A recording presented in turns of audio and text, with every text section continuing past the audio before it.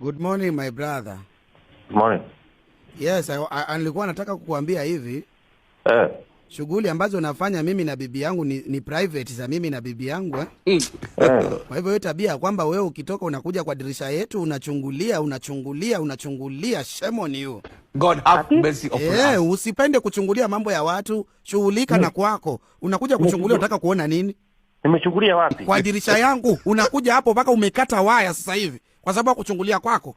Wewe kwani na wazimu wewe wa shetani? Shame on you tena zaidi wewe. Unachungulia nini? Hauna mke? Hauna mke wewe? Wapi? Kwa unakuja hapo kwa kona na nakuonanga daily hivi na kucheki, nitakuja kukumwagilia acid wewe. Uchomeke. Kwani wewe ni shetani kabisa. Shetani nani, mimi ama wewe sasa? Wewe ni shetani kabisa. Yaani ukuje kwa dirisha ya mtu yuko na mke wake, unataka kuangalia nini? Wapi? Ati wapi? Wewe unachungulia wapi? Kwa hivyo kuna kitu unaangalia. Tabia mbaya mtu mkubwa. Nani hiyo ushetani yako peleka mbali my friend. Na hiyo kuchungulia yako wewe, kachungulia vitu vingine huko, angalie watu wanachungulia.